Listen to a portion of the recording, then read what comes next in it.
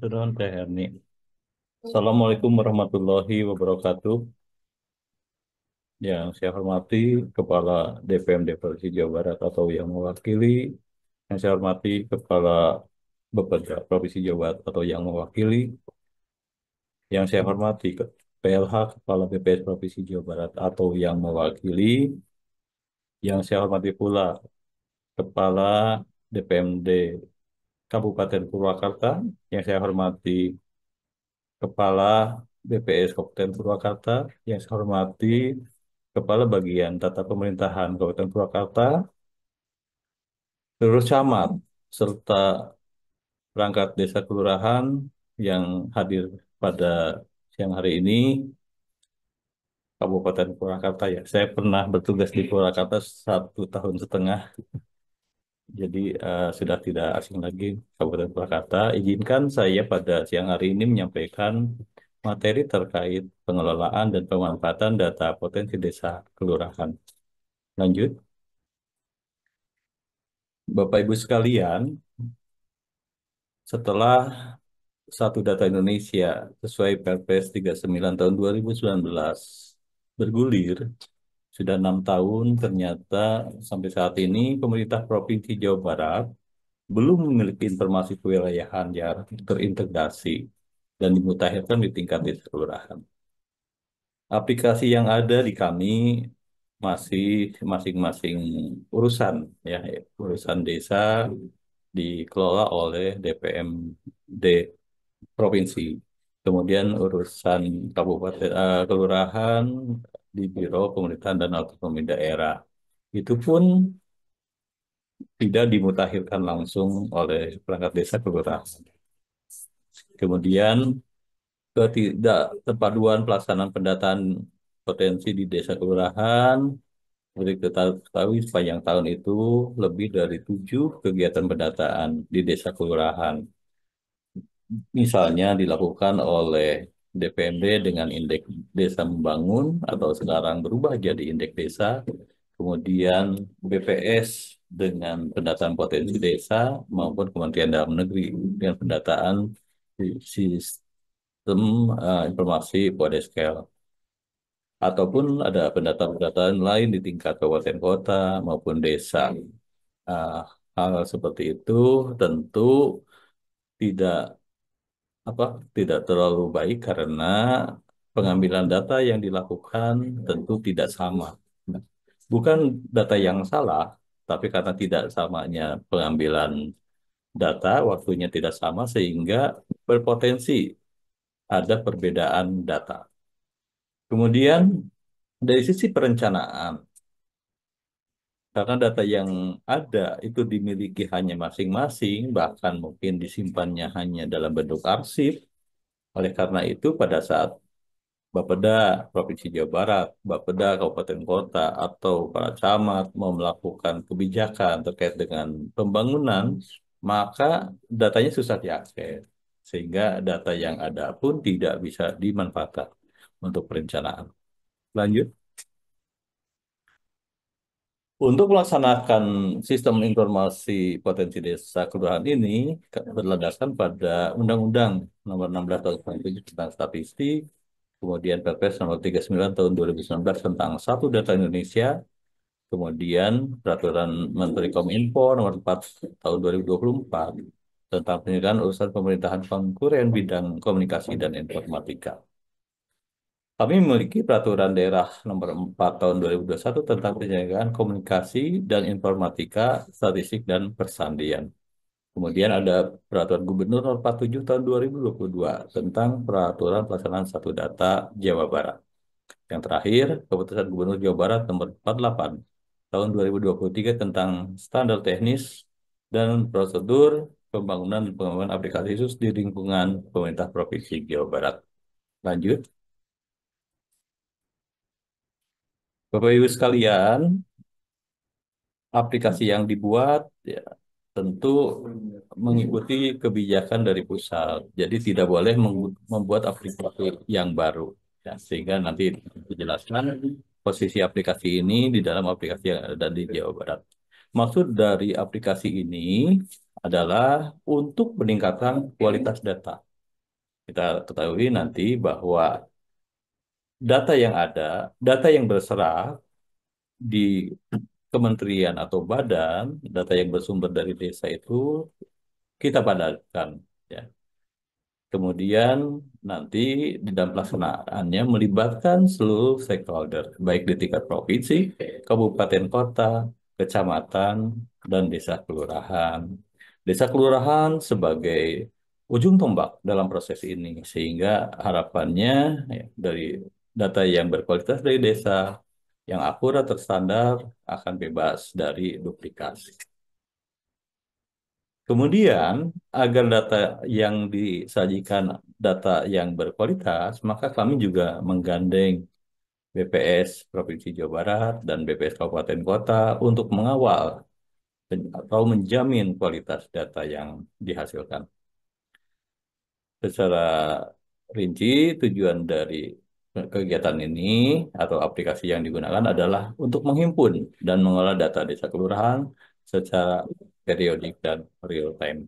Perlu diketahui bahwa selama ini Bapak Ibu yang di desa, kelurahan sudah memiliki data. Datanya sudah ditarik ya, sudah dikumpulkan oleh kementerian atau badan. Hanya saja mungkin setelah pendataan selesai, akses untuk aplikasinya ditutup. Sehingga Bapak Ibu di desa kelurahan tidak mempunyai arsip. Nah, oleh karena itu, data yang ada kami kumpulkan melalui perolehan data dari BPS, data potensi desanya, kemudian dari eh, Kementerian Desa melalui data IDM. Ya. Ini aplikasinya nanti bukan aplikasi kosong, tapi aplikasinya sudah tertanam data-data minimal dari kedua data tersebut tadi IDM dan PODES. Kemudian Bapak Ibu sekalian, untuk lebih efektif dan efisien, maka ya kami memfasilitasi pemanfaatan data tersebut menggunakan aplikasi yang difasilitasi oleh Pemda Provinsi Jawa Barat. Jadi servernya kami sudah siapkan.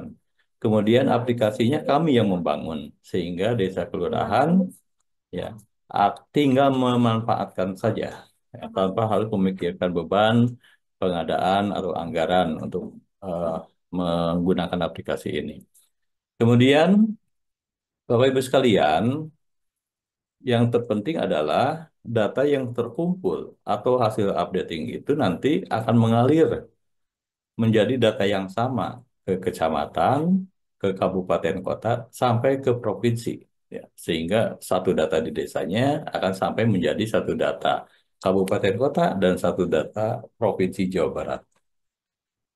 Dengan demikian, maka hal ini akan meningkatkan transparansi dan akuntabilitas dalam pengelolaan sumber daya desa kelurahan. Karena potensi desa dan kelurahan akan bisa diakses, akan bisa diperhatikan oleh stakeholder lain di level atas, baik itu kabupaten, provinsi, bahkan kita dorong nanti pemanfaatnya sampai ke nasional. Kemudian data tentu bukan hanya untuk data, data pasti harus dimanfaatkan untuk pembangunan yang sebesar-besarnya pembangunan Jawa Barat ya, seluruh wilayah Jawa Barat, sehingga data yang ada harusnya dapat dimanfaatkan untuk perencanaan pembangunan sehingga berbasis data yang data dan lebih efektif pembangunannya dan tepat sasaran. Kemudian, tentu data yang ada saat ini adalah data PODES tahun 2024. Kemudian yang kedua data IDM tahun 2024. Ini akan kurang baik pada saat datanya tidak dimutakhirkan. Oleh karena itu, nanti kami berharap bertujuan bahwa partisipasi masyarakat, khususnya para aparatur desa kelurahan, ya, untuk membangun data digital tingkat desa dan kelurahan sangat kami harapkan. Lanjut. Bapak Ibu sekalian, sistem informasi potensi desa kelurahan ini cakupannya sangat luas. Di samping ini nanti akan bisa digunakan untuk kumpulan, pengolahan, analisis di berbagai bidang di tingkat desa kelurahan. Ya. Ini juga nanti menjadi pendukung dalam perencanaan pembangunan, pengambilan keputusan, serta optimalisasi potensi desa secara berkelanjutan. Cakupan datanya meliputi data kewilayahan, data sosial ekonomi, ekologi lingkungan, tata kelola, dan layanan pemerintahan, aktivitas desa, dan kerjasama desa kelurahan. Sangat banyak, lebih dari 1.000 variabel yang ada di dalam aplikasi yang kita bangun. Lanjut. Nah, sesuai dengan kebijakan dari pemerintah bahwa tidak boleh membuat aplikasi yang baru, maka kami berkolaborasi dengan DPMD Provinsi Jawa Barat, di mana DPMD sudah memiliki portal data desa. Oleh karena itu, aplikasi yang dibangun ini adalah bagian dari portal data desa, sehingga alamatnya /pemadanan. Nanti Bapak Ibu sekalian di level kabupaten kota, kemudian kecamatan dan desa kelurahan akan diberi akun, masing-masing 2 akun dulu, ya. Yang pertama adalah akun operator, kemudian yang kedua akun pengawas, ya, atau verifikator. Nanti pada saat akses di dalam aplikasi ini ada menu pemadanan, ya. Ini akan tampilan, ya, meminta login. Nanti menggunakan login akun yang sudah kami buat, ya. Nanti akan dijelaskan lebih lanjut oleh rekan kami dari Illeteri secara lebih lengkapnya. Lanjut. Bapak Ibu sekalian, desain kami adalah membangun data sosial dan kewilayahan Jawa Barat. Ya. Nantinya kita semua akan memiliki data kewilayahan dalam bentuk portal data desa tadi. Jadi sekarang ya kami maraton 14 hari kerja melakukan sosialisasi kepada seluruh desa kelurahan di Jawa Barat. Nanti ini muncul, ya, data portal data desa yang di dalamnya sudah ada data IDM-nya dan data PODES.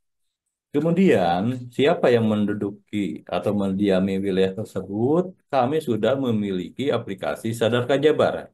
Satu data terpadu keluarga Jawa Barat, di mana di dalamnya terdapat data individu dan data keluarga. Perlu diketahui bahwa berdasarkan kerjasama yang dilakukan, data Sadar Jabar itu sudah akan, ya, akan terintegrasi dengan data tunggal sosial ekonomi nasional yang dikelola oleh Bappenas dan akan digunakan oleh berbagai eh, program pembangunan dan program bantuan sosial. Kemudian data yang ada tadi yang lengkap, data kewilayahan dengan data individu sampai dengan level desa kelurahan, bahkan di dalamnya itu sampai dengan RT RW, ya, akan bisa dimanfaatkan untuk berbagai program kebijakan pembangunan Jawa Barat. Samping itu kami melengkapi, ya, pengolahan data dan aplikasinya itu menggunakan dashboard yang sudah menggunakan akal imitasi atau artificial intelligence, gitu kan, AI, untuk memudahkan menganalisisnya, memudahkan tidak perlu mikir banyak, gitu kan, langsung bisa ditampilkan. Ini sudah ada. Nanti di akhir kegiatan akan disampaikan seperti apa AI yang ada untuk aplikasi ini. Kemudian ini contoh penggunaannya, kami sedang berkonsentrasi mengatasi permasalahan di Jawa Barat. Contohnya adalah penjaringan siswa sekolah rakyat, penyaluran bantuan sosial, penataan kawasan kumuh perkotaan, kemudian pengentasan pengangguran, kemiskinan, dan penanggulangan stunting. Lanjut. Nah, seperti apa eh, alur pemutakhirannya? Untuk aplikasi yang kami bangun, kami membuat keran, ya, keran pemutakhiran. Jadi ada pemutakhiran yang dilakukan oleh petugas pendataan. Dalam hal ini adalah aparatur desa kelurahan. Ya. Kemudian kami juga membuka keran apabila ada data-data lain yang dihasilkan oleh perangkat daerah OPD, baik provinsi maupun kabupaten kota, maupun kecamatan, ya, apabila ada yang sudah menggunakan aplikasi dan datanya termutakhirkan, data-data potensi datanya, maka ini juga dibuka untuk integrasi atau interoperabilitas data, sehingga tetap nanti bergabung menjadi portal data desa Jawa Barat. Kemudian untuk alur datanya, yang pertama data yang dihasilkan oleh petugas pendataan, dalam hal ini operator di desa kelurahan itu akan masuk menjadi data inputan. Kemudian dari aplikasi yang saya sebutkan tadi, hasil integrasi dan interoperabilitas, ini akan dipadankan dengan data IDM dan data PODES yang ada di dalam aplikasi. Setelah dipadankan, tentu kami berharap datanya tidak asal input, datanya harus berkualitas, sehingga kami berharap peranan dari sekretaris desa atau seklur atau para kasih di tingkat desa itu untuk melakukan verifikasi validasi. Apabila datanya sudah sesuai, ya, masuk database, maka akan ditampilkan di dalam dashboard yang akan digunakan oleh pimpinan dan stakeholder lainnya. Lanjut. Bapak Ibu sekalian, di dalam membangun aplikasi ini, kami berbagi peran. Yang pertama, Diskominfo Jabar memulai dari perencanaan data, kemudian mendesain sistem informasi, menyiapkan database, karena kami berharap bahwa aplikasi yang dibangun itu tidak kosong. Kalau kosong kan merepotkan, Bapak Ibu sekalian harus menginput gitu kan ya. Ini ada isinya.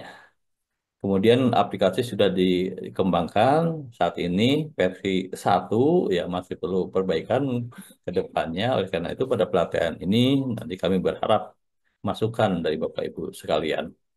Kemudian pelibatan DPMD Provinsi Jawa Barat. Dengan DPMD kami koordinasi, kolaborasi menyusun standar pengumpulan data provinsi desa dan IDM yang akan diisi oleh desa.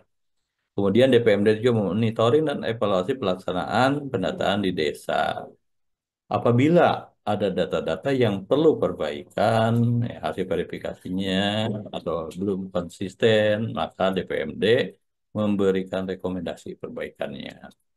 Kemudian, seperti tadi disampaikan bahwa kami membuka keran untuk pemutakhiran data, maka apabila ada data lain yang bisa diintegrasikan, contoh si Podeskel milik Kemendagri, maka ini dibuka kesempatan yang seluas-luasnya ya melalui DPMD. Atau dari kabupaten kota juga kalau ada OPD yang melakukan pendataan potensi desa, dipersilakan untuk diintegrasikan. Jadi prinsipnya tidak melakukan entry ulang seperti itu.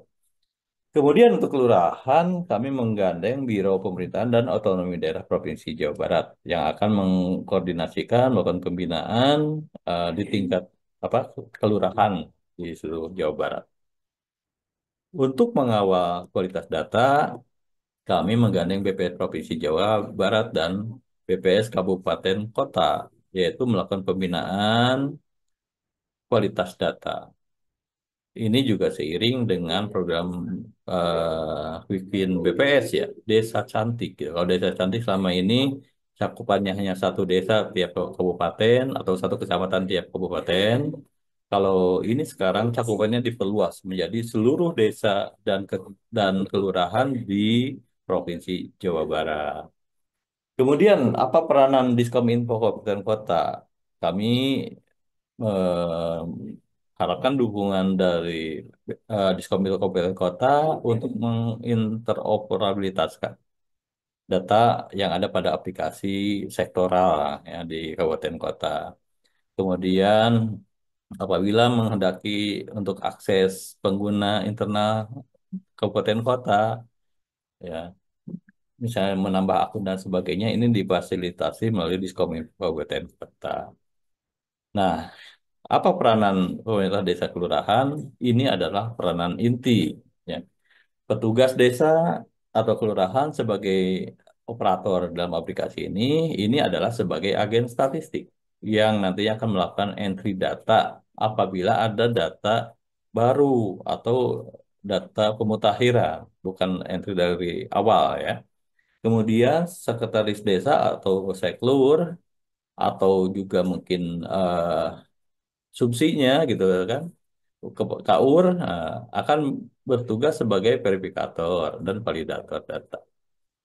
Kemudian kepala desa juga lurah dapat mengakses data melalui dashboard pimpinan untuk menjamin bahwa data yang kita hasilkan itu bisa dimanfaatkan untuk pengambilan kebijakan.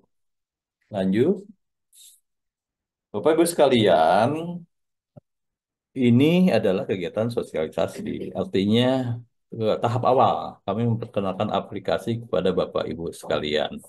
Setelah pelatihan ini, maka di tingkat provinsi kami akan menyusun panduan teknis pemandaran data yang lebih operasional dan dapat digunakan oleh kabupaten kota. Sehingga dalam kesempatan ini kami berharap masukan dari Bapak Ibu sekalian terkait dengan pelaksanaannya. Contohnya misalnya, siapa petugas yang di apa ditugaskan timnya untuk pemandaran data. Kemudian kapan pelaksanaannya seperti itu. Kemudian kami juga akan memonitor dan mengevaluasi secara berkala implementasi hasil pelatihannya. Kemudian karena mungkin banyak pertanyaan yang tidak terjawab pada saat pelatihan, nanti kami menyediakan helpdesk ya, atau tim teknis provinsi untuk mendampingi atau memberikan asistensi. Jadi bahan ajar, kemudian nanti video juga akan kami sebarluaskan ya. Kami merancangnya ada video penggunaan aplikasi sehingga kalau Bapak Ibu sekalian lupa bisa membuka lagi videonya. Kami juga akan menyusun laporan kemajuan implementasinya. Kemudian tingkat kabupaten kota tentu kami mengharapkan mengkoordinasikan kegiatan aplikasi pelatihan dan pendampingan teknis pada kecamatan dan desa kelurahan. Kenapa? Pada kesempatan ini kami hanya mampu melakukan sosialisasi untuk perwakilan dari desa dan kelurahan itu dan kecamatan hanya dua peserta gitu karena keterbatasan ya efisiensi anggaran. Nanti kalau ada inisiatif dari kabupaten kota untuk melakukan perluasan pelatihannya dipersilakan. Kami akan support dengan tadi bahan-bahan ajarnya. Kemudian membentuk tim pemadanan data ya, di tingkat kabupaten dengan memastikan keterpaduan dan konsistensi proses. Ini tentu menunggu ya setelah panduan teknis dari kami sudah selesai dibuat. Mungkin nanti ada peraturan gubernurnya dan ada keputusan gubernur yang bisa diturunkan menjadi peraturan bupati atau wali kota dan keputusan bupati wali kota.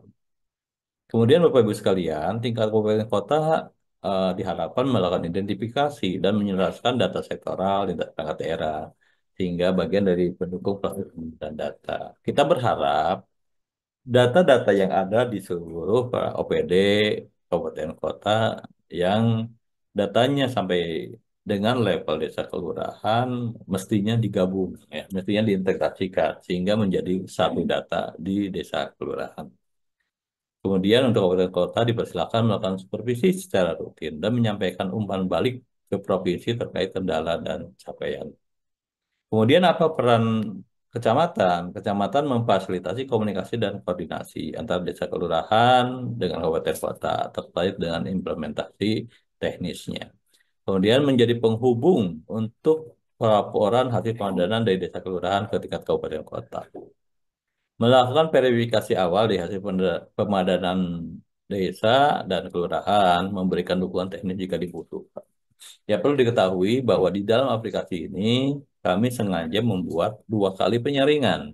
Yang pertama adalah pemeriksaan oleh level sekdes atau seklur, kemudian kasih. Nah, apabila itu datanya lanjut sampai di tingkat kecamatan dipandang masih perlu perbaikan, maka pengawas atau verifikator validator di tingkat kecamatan itu bisa mengkonfirmasi ulang. Jadi datanya bisa dibatalkan, dikembalikan ke ke desa kelurahan untuk perbaikan.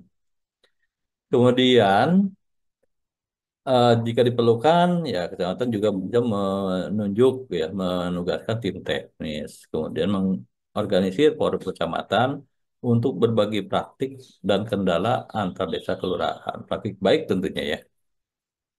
Kemudian apa peran utama dari desa kelurahan? Ya, adalah mengimplementasikan secara langsung hasil pelatihan dalam proses pemadanan data antar sumber yang tersedia di desa kelurahan. Ini perlu diketahui sekali lagi, aplikasi yang dibangun bukan aplikasi kosong. Ini sudah ada datanya, meskipun data tahun 2024. Terus bagaimana dengan pendataan Indeks Desa 2025 dan pendataan BPS Kodes 2025? Perlu diketahui datanya belum dipublikasikan, belum selesai di BPS dan di kementerian, sehingga belum bisa dimasukkan ke dalam aplikasi. Apabila Bapak Ibu sekalian ingin melihat hasil pemadanannya dan mau mengupdate sesuai dengan kondisi saat ini, ya, maka dipersilahkan. Meskipun itu tidak langsung masuk ke Kementerian Desa atau ke BPS, tapi paling tidak data inilah data terkini untuk wilayah Bapak Ibu sekalian. Kemudian Bapak Ibu sekalian, harapannya ini adalah aplikasi yang mudah-mudahan bisa bermanfaat bagi Bapak Ibu sekalian sebagai arsip ya, sebagai arsip dari pendataan potensi yang selama ini dilakukan. Mungkin arsipnya bukan arsip digital, kalau ini adalah arsip digital yang mudah-mudahan bisa memudahkan. Kemudian eh, melakukan pemutahiran data sesuai dengan standar yang disampaikan dalam pelatihan. Nanti BPS ya akan menyampaikan materi bagaimana menghasilkan melakukan pemutakhiran data sesuai dengan standar yang diterapkan.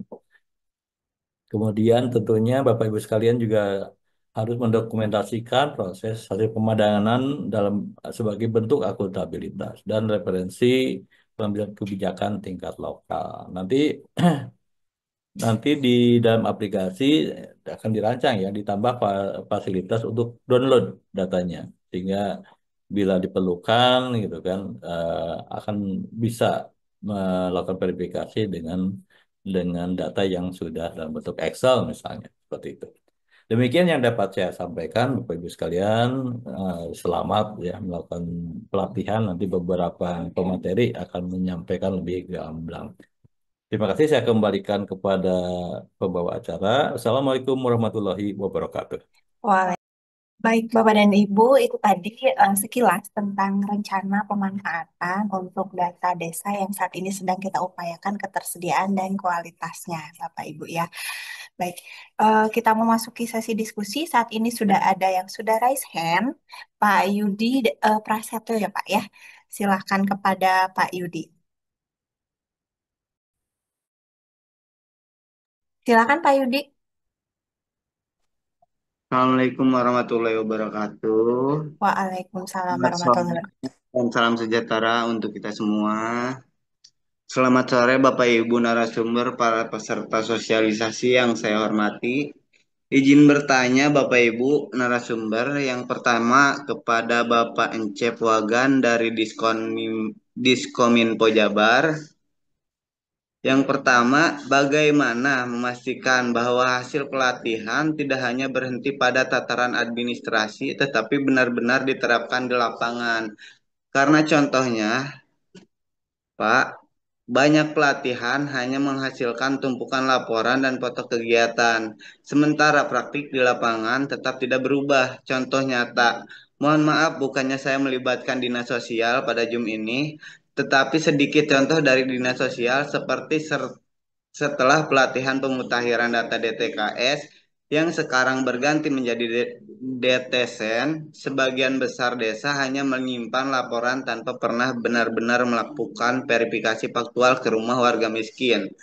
Tetapi untuk saat ini dari Dinas Sosial menurunkan atau mengutus pendampingan untuk program-program bantuan sosial yang berasal dari Kemensos sehingga operator lebih aktif dari sebelum adanya pendampingan.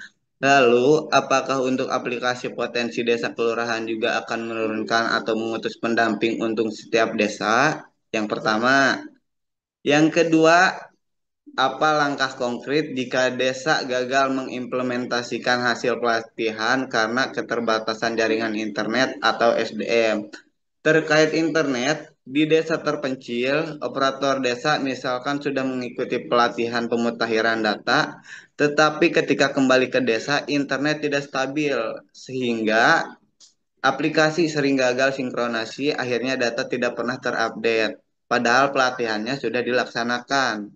Kemudian aspek SDM-nya, di banyak desa, operator hanya satu, Bu. Satu orang dan seringkali berganti karena honor kecil dan terlalu banyak aplikasi yang dibebankan kepada operator desa. Akibatnya, ilmu dari pelatihan, misalkan sudah dilakukan pelatihan, itu tidak berlanjut. Maka SDM baru harus mulai dari nol.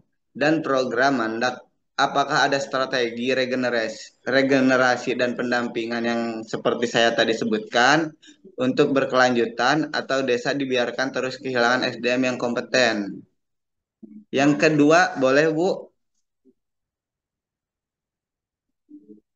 Ya, boleh Pak.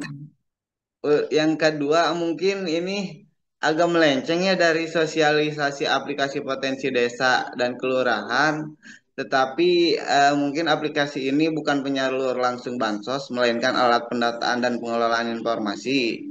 Tetapi terkait yang tadi Bapak Ayub Kolbani dari BPS Purwakarta ucapkan, tadi mengenai akurasi data penduduk, saya akan menanyakan terkait pendesilan terkait peringkat kemiskinan itu ditentukan berdasarkan dari hasil GC pendamping yang diutus oleh Dinas Sosial atau ditentukan oleh BPS. Karena jika pendesilan ditentukan oleh BPS, berdasarkan laporan dari pendamping, maka apa acuan terkaitan pendesilan tersebut? Karena di desa saya terdapat lansia tunggal yang menumpang di rumah anaknya. Bisa disebut tidak memiliki rumah. Anaknya memang bekerja, Bu, tetapi dia dia berumah tangga, mempunyai istri sehingga tidak bisa mencukupi kebutuhan lansia tunggal tersebut. Yang semulanya tadinya desilnya rendah, sekarang menjadi desil 6 sampai 10. Setahu saya, mohon beritahu jika saya salah ya. Setahu saya dari hasil rapat bersama Dinas Sosial, lansia tunggal menumpang di rumah anaknya bisa masuk kategori miskin karena biaya tanpa sewa. Dan salah satunya yaitu tidak punya penghasilan tetap, syaratnya tidak punya aset atau tabungan, dan bergantung sepenuhnya pada anak atau keluarga, tinggal di rumah yang sederhana dengan keterbatasan akses dan kebutuhan dasar. Cukup, Bu. Sekian dari saya. Terima kasih, Bu. Baik, terima kasih Pak Yudi ya. Tadi ada dua pertanyaan ditujukan kepada Pak Encep dan juga kepada Pak Ayub. Ke Pak Encep dulu mungkin ya. Tadi ada tiga pertanyaan Pak ini untuk memastikan bahwa pelatihan ini bisa berlanjut gitu ya. Dan apakah ada pendampingan di setiap desa nantinya? Kemudian kalau misalnya implementasi gagal karena ada akses internetnya tadi gagal, bagaimana? Kemudian strategi regenerasi SDM di desa. Baik, Kang Yudi Prasetya ya dari Selawi. Terima kasih Pak atas masukannya. Terutama saya sampaikan ini mungkin pengalaman juga ya, Kang Yudi itu mengawal data bansos gitu ya. Saya Iya, juga dulu mengurusi data PPLS itu berarti berapa?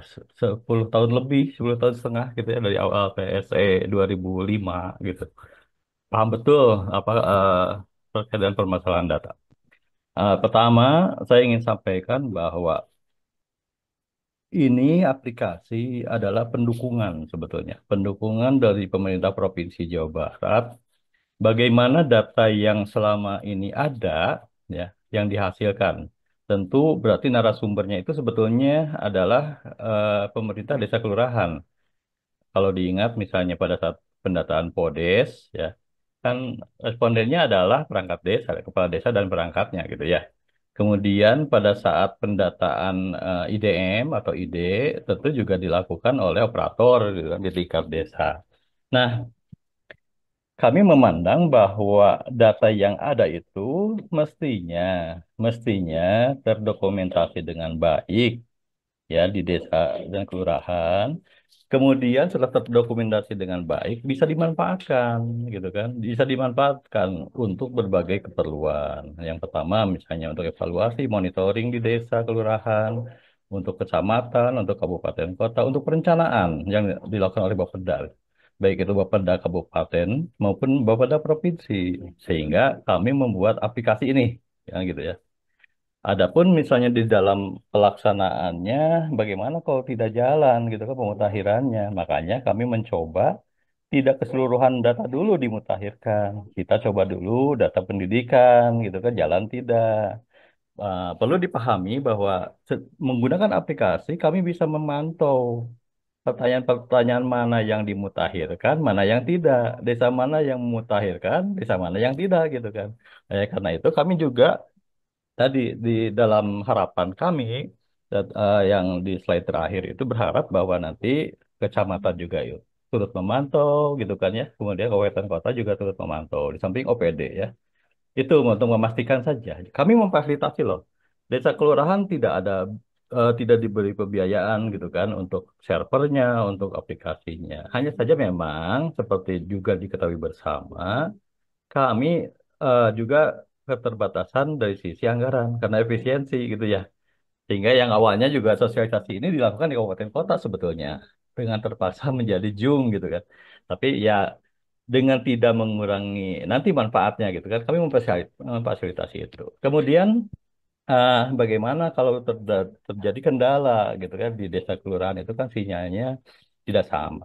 Ada 7 ya desa yang eh, satu desanya itu tidak memiliki akses internet menurut data data kami gitu, data di Podes. Nah, tentunya eh, tadi dengan dukungan kecamatan gitu kan.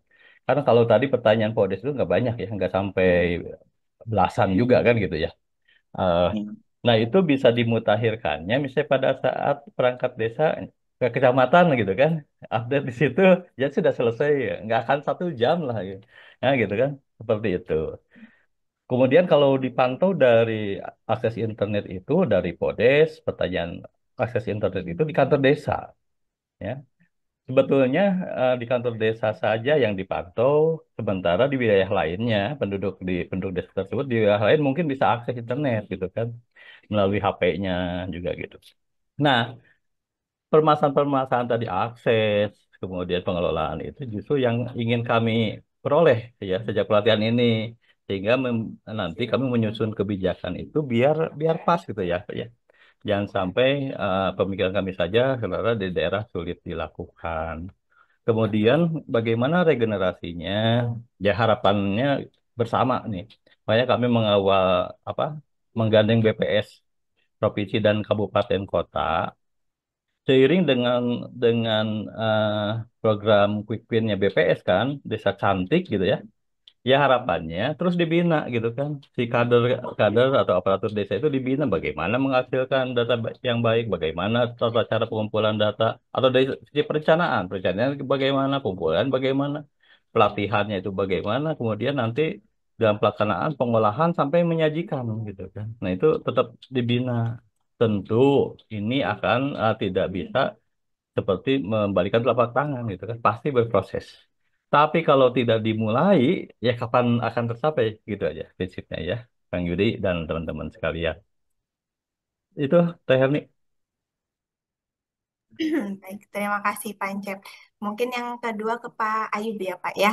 Eh, Seperti apa nih pendesilan itu gitu dilakukan BPS atau dari pendamping katanya Pak? Baik, terima kasih Kang Yudi dan teman teman atas pertanyaannya ya. Sebenarnya agak melenceng ya dari agenda kita hari ini dan ini Iya, Pak. isu yang cukup sensitif ya di mana-mana. Apalagi ketika periode bansos turun. Gitu. Nanti mungkin ada yang lebih berkompeten daripada saya Kang Yudi ya, karena kebetulan kalau saya kan pelaksana di kabupaten ya. Jadi kalau sepengetahuan saya mungkin nanti ada yang kurang benar gitu ya. Jadi mungkin ada yang lebih punya kewenangan ya untuk melakukan itu. Nanti mohon dikoreksi ya Bapak Ibu. Jadi kalau kemarin kan mungkin Kang Yudi ingat ya, BPS dulu pernah dimintai tolong ya istilahnya itu untuk melakukan administrasi sosial ekonomi gitu ya, Reksosek. Dengan semangat bahwa kalau bisa itu ya selama ini data terkait bansos ya utamanya ya yang sering terjadi huru hara itu ya kalau bisa diperbaiki gitu. Semangatnya. Akhirnya kita kumpulkanlah ya data dari Reksosek, kemudian kita eh, padu-padankan gitu ya, kita kompilasi dengan data-data yang lainnya ya dari kementerian yang lainnya. Akhirnya jadi satu tadi yang namanya Data Tunggal Sosial Ekonomi Nasional (DTSE) ya. Nah, itu sudah kita kompilasi, kemudian kita serahkan ya, Kang Yudi ya. Dari BPS kita serahkan ke Bappenas. Yang apa ya istilahnya ngumpulin gitu ya dari beberapa ini tadi. Nah, kalau untuk desilan saya jujur pribadi kurang tahu ya Kang Yudi ya karena saya di daerah. Mungkin nanti Hmm. kalau yang lebih tahu di tingkat pusat seperti apa desilan. Ya. Tapi semangatnya Baik. adalah kalau bisa itu data itu tadi ya akurat dan selalu dimutakhirkan setiap tahun ya. Karena banyak ya ketika di masyarakat itu ada yang harusnya dapat bantuan ya kayak misalkan janda yang sudah tua gitu ya tidak mendapatkan bantuan. Sementara yang sudah keluar dari garis kemiskinan ya, sekarang sudah kerja di pabrik, gitu, masih pengen minta bantuan gitu. Kan hal-hal seperti itu yang harusnya coba kita benerin ya sama-sama lah Kang Didi ya di desa. Iya, Tadi Iya, mohon juga maaf Pak, memotong sebentar Pak. Jadi setidaknya untuk lansia tunggal, setidaknya jika tidak mendapatkan bantuan sosial seperti sembako, BPNT atau Di PKH, headset, Bes. setidaknya jaminan sosial Pak yang ya ini ya Kang ya. dijamin, Jadi untuk itu ya, jaminan karena kan kesehatannya. setiap tahun itu harus dimutakhirkan ya. Dan itu ada petugas pemutakhirannya ya, Kang Yudi tahu sendiri kan ya. Nah, Iya. itu harus dimutakhirkan tiap tahun ya. Dan itu harusnya dilakukan dengan benar. Supaya apa ya kan nanti datanya kembali ke desa juga ya. Jadi nanti ya tadi kalau setiap ada kegiatan pemutakhiran, updating, tolong dikerjakan dengan sebaik-baiknya gitu ya. Supaya nanti datanya benar-benar ya bergunalah untuk masyarakat di desa gitu ya. Mungkin itu Kang saya mungkin ada keterbatasan pengetahuan saya terkait itu tadi ya, bantuan dan Baik, sebagainya mohon terkait maaf ini. Pak. Oke. Terima kasih Kasih ya. Pak. Pak Ancep mungkin mau menambahkan sebagai mantan sesepuh BPS. Kokolot gitu ya. Kalau ya, Jadi Bapak Ibu sekalian, kebetulan kami di Diskominfo Jabar itu kan sebagai wali data ya. Beberapa waktu yang lalu ada nota kesepakatan antara Gubernur Jawa Barat dengan BPS RI. Kemudian kami juga sudah ada perjanjian kerjasama dengan Bappenas sebetulnya untuk memanfaatkan data tunggal sosial ekonomi nasional. Nah gitu. Nah ke depannya justru kita harus mengawal itu bagaimana DTSN itu dimutakhirkan dengan baik, gitu kan, dengan berkualitas sehingga potret kemiskinan atau desil 1 2 gitu ya, kemiskinan ekstrim dan seterusnya itu bisa terkontrol ya.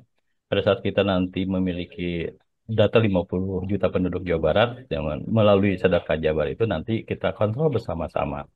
Nah, kemudian kalau ada pertanyaan terkait dengan eh, perankingan ya, yang saya ketahui hasil obrolan dengan Bappenas gitu dengan BPS, perankingan itu dilakukan oleh BPS berdasarkan data yang ada yang diupdate.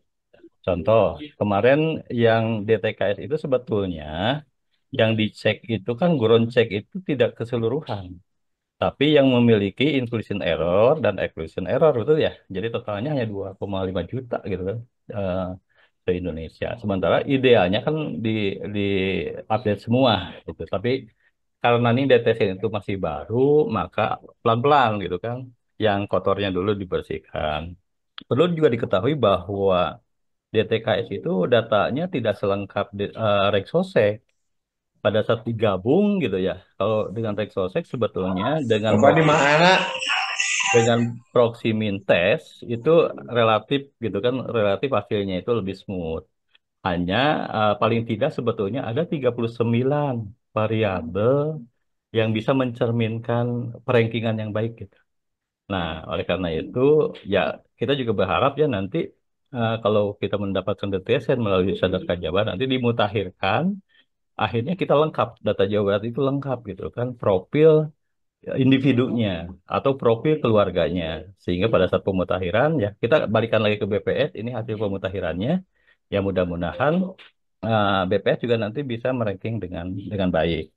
Seperti itu ya gambarannya. Ya. Perlu diketahui bahwa Jawa Barat memang apa ya akan maju gitu kan, maju duluan bagaimana pemanfaatan DTSN, bagaimana memutakhirkannya biar biar bagus gitu kan sasaran pembangunan itu PNBA-nya ya CPCL-nya bisa bagus. Kalau sasarannya tepat kan kita semua juga enak ya menikmati itunya program kegiatannya.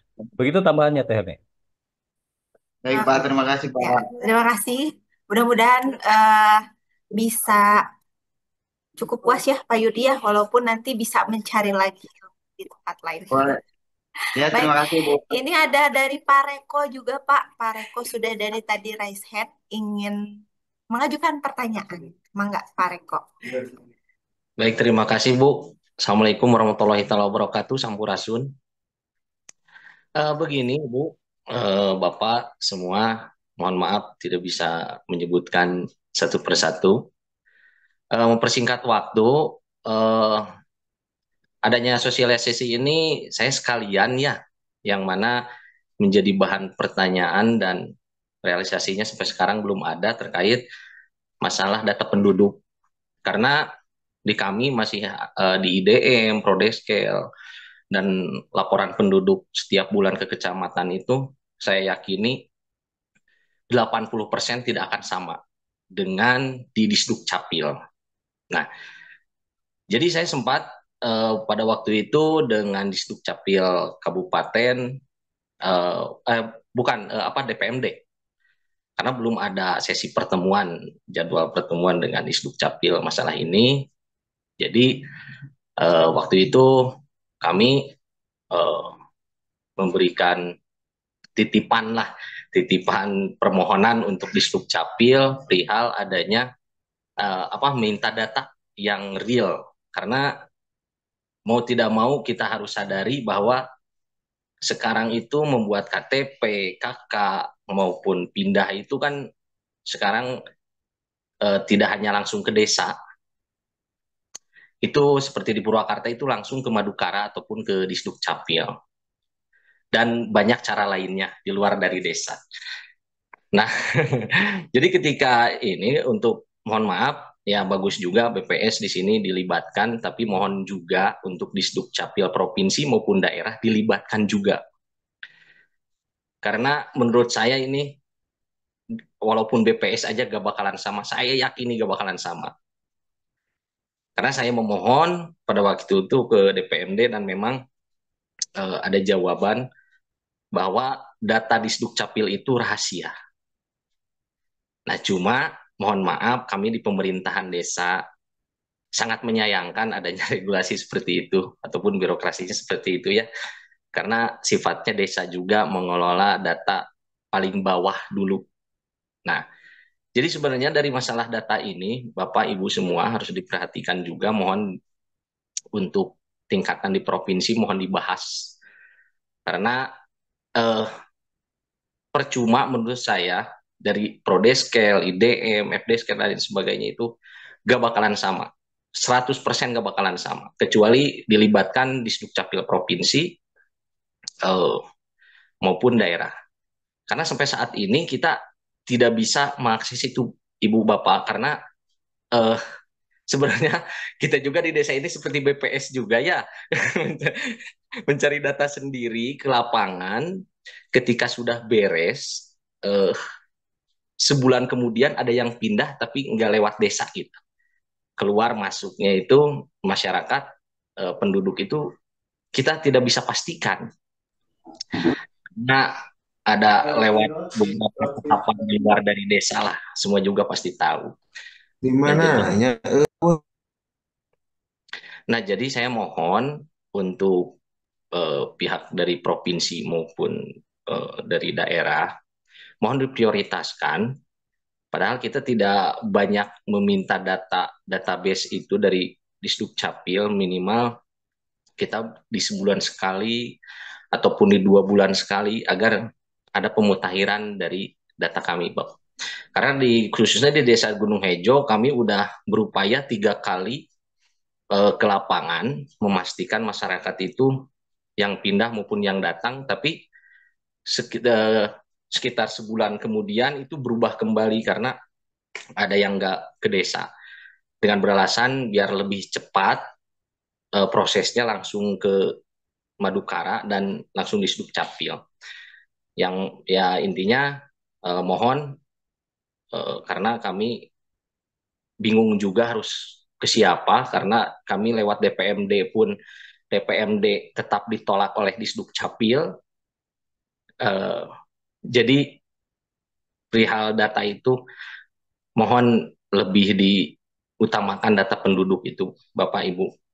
Mungkin eh, segitu dari saya. Terima kasih waktunya.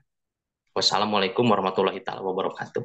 Waalaikumsalam warahmatullahi wabarakatuh. Mangga Pak Anja ditanggapi. Ya, oke. Pertama, terkait dengan akses ke data Adminduk ya. Memang beberapa tahun ini dibatasi, artinya tidak bisa diakses langsung. Ini berkaitan sebetulnya dengan perlindungan data pribadi. Jadi rahasianya ya bukan karena rahasia apa-apa, karena memang data pribadi harus dilindungi. Kalau seandainya Ya. bocor, kan nggak mungkin ganti tanggal lahir gitu kan ya, ganti nama ibu kandung gitu ya. Nah, oleh karena itu memang harus dilindungi. Oleh karena itu, untuk mengaksesnya itu ada syarat gitu kan. Syarat harus memiliki ISO 27001 gitu kan. Si ini ya pengamanannya ya infrastrukturnya harus seperti itu. Dan memang jarang gitu kan. Kabupaten kota juga belum semua memiliki ISO. Kalau Diskominfo Provinsi Jawa Barat memiliki itu. Nah, eh, kemudian terkait penduduk pasti beda, saya katakan pasti beda. Pertama, kita harus pandang penduduk itu de facto dan de jure. Kalau yang eh, Dukcapil, dia menggunakan prinsipnya de jure, artinya harus resmi tercatat gitu ya. Sementara BPS itu de facto dan de jure, artinya ada selisih tuh de jure gitu kan, yang pasti itu yang menyebabkan tidak sama dengan Dukcapil. Kemudian juga kita ketahui bahwa namanya penduduk kan tidak bisa disuruh atau ngencar gitu ya. Berpindah-pindah gitu kan berdasarkan apa kebutuhannya gitu kan. Bahkan aturannya berpindah dalam waktu tertentu, misalnya 6 bulan itu harus segera mengajukan surat pindah, dia tidak melakukan itu. Gitu ya. Ah, mungkin repot nanti aja dan nanti juga pindah lagi kan gitu. Nah, seperti itu. Tapi ya idealnya sih ke depannya kita harus bisa memantau. Memantau ini penduduk de facto, ini penduduk de jure gitu kan. Totalnya mah harus sama gitu. Dan ini dilakukan pada saat sensus penduduk, pada saat Reksosek juga BPS hasilnya tidak langsung dibagikan. Hasilnya diserahkan ke Ditjen Adminduk gitu kan, ke pusat, ke Kemendagri. Ah, harapannya tadi, makanya di dalam potensi desa BPS itu, BPS tidak pernah mempublikasikan jumlah penduduk, ya. Karena memang penduduk itu kewenangannya bukan di BPS, tapi di Ditjen Adminduk Kementerian Dalam Negeri. Gitu. Nah, kemudian apakah kita berdiam diri? Tentu tidak, gitu kan. Eh, Pak Reko ya Pak Gunung Hejo. Saya pernah ke Desa Gunung Hejo pada saat SE 2017 gitu kan. Kita tidak berdiam diri, makanya pemerintah provinsi itu mengupayakan mendapatkan data tunggal sosial ekonomi nasional dari Bappenas yang berjumlahnya 50 juta gitu kan. Ini adalah populasi, Pak. Ini harus kita manfaatkan bersama, harus kita mutakhirkan, gitu kan. Nah, pemutakhiran itu hanya nanti kita atur ya. Setelah data kita terima, dibikin regulasinya, kemudian berbagi perannya seperti apa, sehingga tadi dengan prinsip perlindungan data pribadi juga kan ya. Makanya nanti eh, kita manfaatkan untuk berbagai hal. Contoh misalnya, kami kemarin juga ngobrol dengan Bapeda Provinsi, kalau nanti ada program-program bantuan, contohnya untuk stunting, itu diupayakan harus ada NIK-nya, gitu kan. Sehingga bisa dipadankan dengan data DTSN itu, siapa sih yang stunting itu, gitu kan. Jelas nomor kartu keluarganya nomor berapa, ya, di keluarga siapa. Kedepannya begitu, akan didorong berbasis NIK semua kegiatan itu. Nah, kalau udah itu mah clear gitu kan. Di Sadar Kajaba, di aplikasi kami yang data individu dan keluarga itu akan kelihatan Pak di situ. Jadi tidak hanya data yang memiliki NIK saja, ya kan? Jadi NIK yang Jawa Barat juga yang non Jawa Barat. Artinya para pendatang-pendatang yang ada di Purwakarta, di Bungur Sari gitu ya, di daerah industri itu ada kelihatan. Oh ini penduduk yang de facto tadi gitu kan. Yang ini yang menyebabkan perbedaannya dengan jumlah penduduk BPS. Gitu ya Pak. Jadi tunggu tanggal mainnya. Datanya nanti kita gunakan bersama untuk kejahatan Jawa Barat. Gitu deh. Baik. Dan datanya nanti akan didistribusikan juga ke desa ya, Pak ya, untuk satu data keluarga Jawa Barat Iya. ini ya, Pak ya. Aplikasinya. Ya, Jadi desa aplikasinya. diberi akun. Nanti ditunggu Pak Reko untuk update data untuk Purwakarta. Baik, terima kasih. Terima kasih, Bu. Mangga, terima kasih Bapak dan Ibu yang lainnya. Apakah masih ada yang ingin bertanya waktu kita tinggal 5 menit lagi? Dipersilakan. Ada yang akan mengajukan pertanyaan ataupun ingin menyampaikan saran terkait ke depannya sebaiknya seperti apa gitu. Mumpung kami juga sedang membuat pedomannya gitu ya.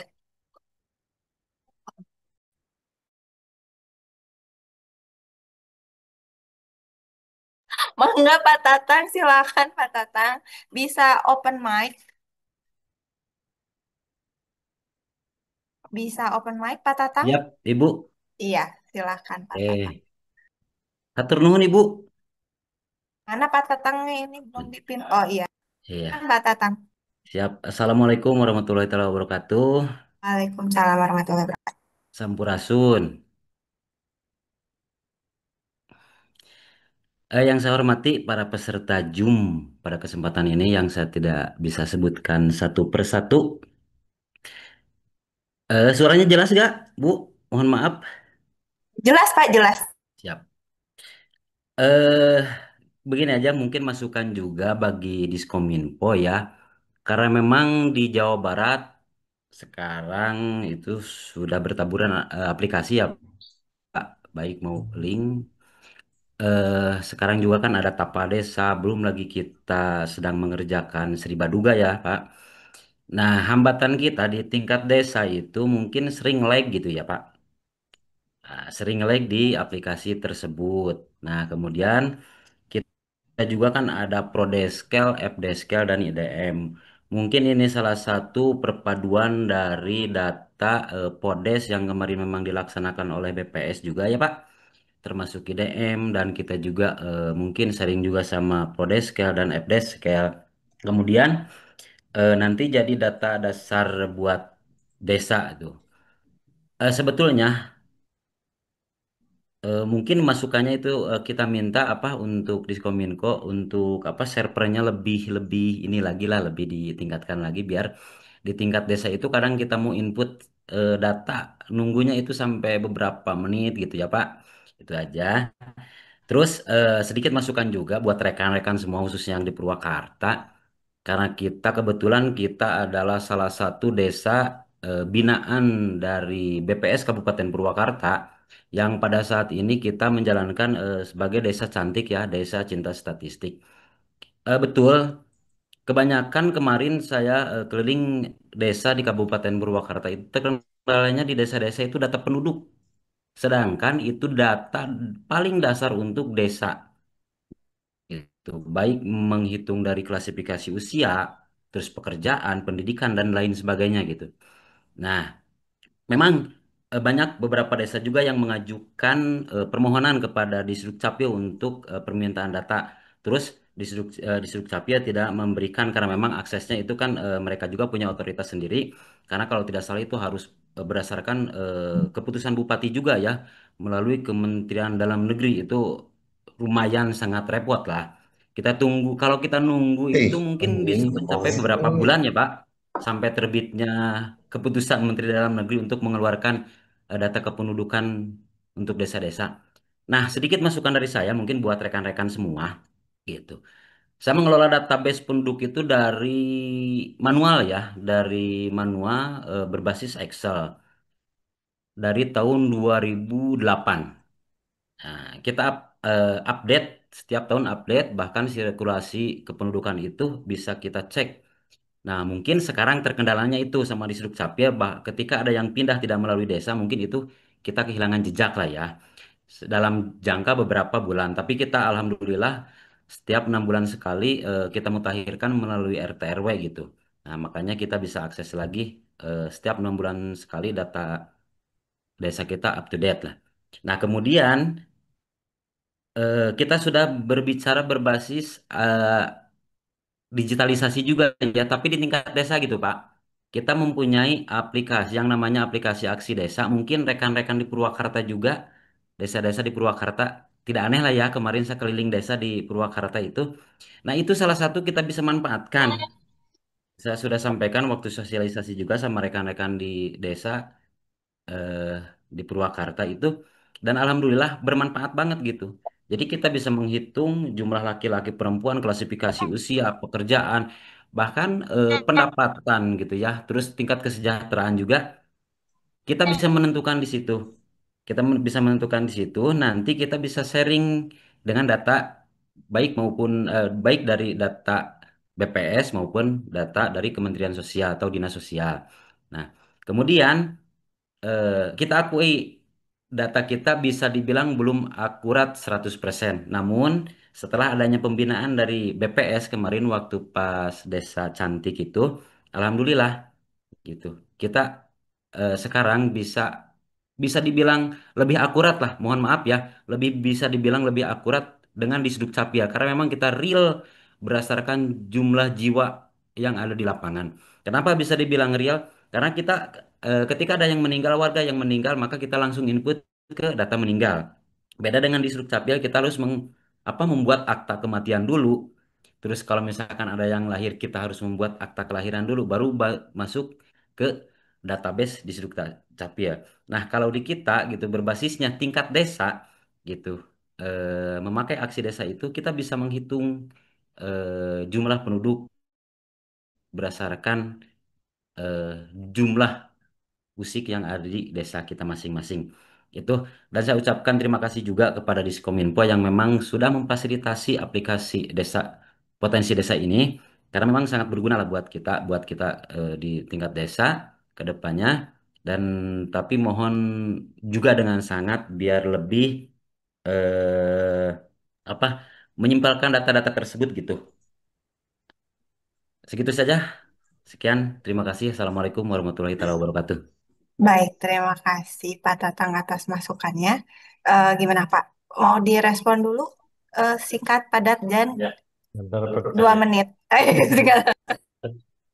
ya, pertama jawabannya mohon servernya gitu ya diperhatikan karena Ya, pengalaman Pak. dulu sering bermasalah. Bagus sekalian di Kominfo, Jawa Barat alhamdulillah pengalaman ya di PPDB gitu kan atau SPMB yang kemarin gitu kan. Itu juga kan berbarengan tuh sehari itu brek gitu kan. Nah, kita Betul. settingnya 500.000 akses satu waktu gitu, bisa ditangani lah ya gitu. Kemudian kalau ini servernya di Kominfo, kalau portal data desa kan di di split ya untuk jatah DPMD-nya gitu. Kalau di Diskominfo bisa diatur kalau memang belum cukup ditingkatkan terus. Itu dari sisi server. Yang kedua dari sisi aplikasi betul dengan kebijakan eh, yang baru tidak boleh membuat aplikasi.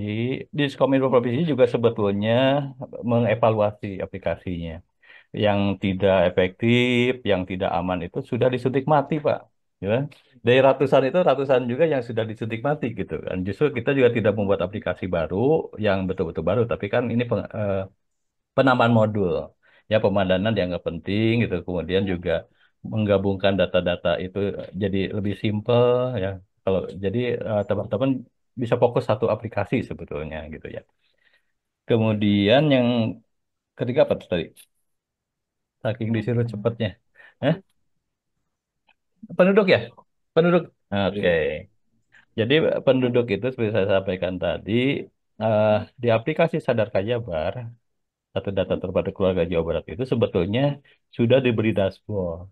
Jadi kalau pertanyaannya harus membuat penduduk berdasarkan klasifikasi usia, berdasarkan klasifikasi pendidikan, berdasarkan lapangan usaha itu sudah ada dashboardnya sebetulnya gitu kan. Pada saat kami nanti dapat dari DTSEN ya, dari Bappenas, itu langsung muncul dashboard per desa Pak. Per kecamatan juga bisa difilter kecamatan, desa mana gitu kan. Nanti loginnya sebagai apa? Kalau loginnya sebagai petugas desa eh, Taringgul Tonggoh misalnya, maka dia akan muncul dashboard Taringgul Tonggoh gitu kan. Seperti itu. Jadi tidak usah lagi menghitung, tidak usah lagi, tinggal memanfaatkan. Nah, kemudian tadi memutakhirkan, terutama Lampir ya. Lampir biasanya orang meninggal gitu nggak bikin akte, tidak terupdate ya gitu. Nanti kami ditambahkan saja. Nah, ini adalah data yang sudah clear berdasarkan administrasi kependudukan. Ini yang masih belum mengurusi administrasi kependudukan gitu kan, biar kelihatan. Nah, ada perubahan, ya, tapi ini secara administrasi belum belum sesuai seperti itu. Ya harapannya tadi dengan DTSN tadi ya, ini juga harus jadi milik desa kelurahan. Pak. Jadi datanya itu nanti dalam Sadar Jabar itu ada sampai alamat RT RW gitu kan. Jadi bila diperlukan nanti dashboardnya sampai RT RW ya bisa saya dilakukan. Tapi itu mudah-mudahan ke depannya ya segera terwujud. Demikian Teh Helmi. Ya, 2 menit lebih ya ya. Pak. Mm-mm. Baik, terima kasih Pak Encep, Pak Tatang, dan Pak Ayub atas sharingnya untuk kali ini. Bapak Ibu mohon maaf, ini karena kita ada keterbatasan waktu, jadi kita eh, mungkin batasi pertemuan pada hari ini. Semoga kita bisa, hari ini bukanlah pertemuan yang pertama dan terakhir gitu ya. Jadi ke depan masih ada pertemuan untuk, semoga nanti ke depan kita masih bisa untuk bersilaturahmi kembali. Demikian acara rangkaian sosialisasi aplikasi potensi desa dan kelurahan tahun 2025. Terima kasih kepada seluruh hadirin dan semua pihak yang terlibat. Saya selaku pembawa acara dan mewakili seluruh panitia, mohon maaf jika ada kesalahan. Sampai jumpa pada acara-acara selanjutnya. Untuk kami ingatkan kepada para peserta, jangan lupa untuk mengisi daftar hadir yang telah panitia share di link yang telah panitia share di chat ya Bapak Ibu ya. Di sana ada daftar hadir dan juga materi. Baik, demikian. Terima kasih Bapak Ibu semuanya. Wassalamualaikum warahmatullahi wabarakatuh.